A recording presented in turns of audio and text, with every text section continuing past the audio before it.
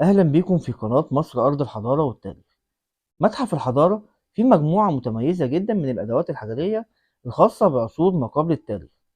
بيوصل عمر بعضها لأكثر من 2 مليون و300 ألف سنة تقريبا، والأدوات في الفاترينا مترتبة من الأسفل للأعلى، بحيث إن الصف السفلي هو أقدم الأدوات الحجرية، والصف العلوي هو أحدث الأدوات الحجرية. والترتيب ده بيظهر تطور الأدوات الحجرية اللي استخدمها الإنسان في عصور ما قبل التاريخ، وبيظهر برضه تطور الإنسان وفهمه لطبيعة الأدوات الحجرية. وكل الأدوات دي كانت بتساعد إنسان العصر الحجري في الصيد وحمايته من الحيوانات المفترسة.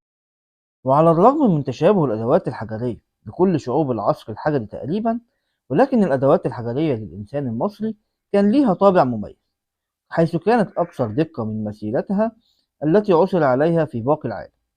وده بيظهر تفوق المصريين في صناعة الأدوات الحجرية في عصور ما قبل التاريخ.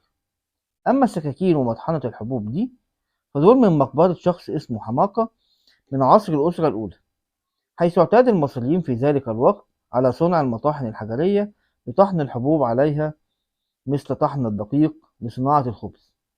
أما الهيكل ده فده تاني أقدم هيكل عظمي عثر عليه في مصر، وعمره 33 ألف سنة تقريبا.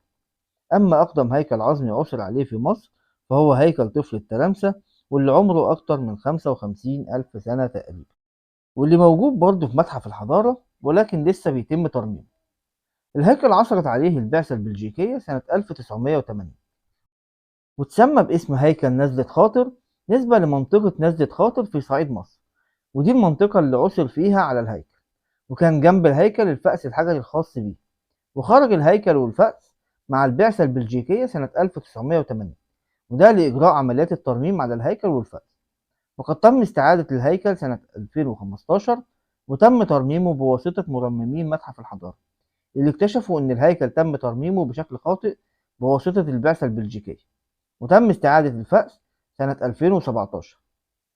وده فيديو عاملاه مكتبة الإسكندرية بيوضح شكل حياة الإنسان في العصور الحجرية وكيفية استخدام الأدوات الحجرية في العصر الحجري.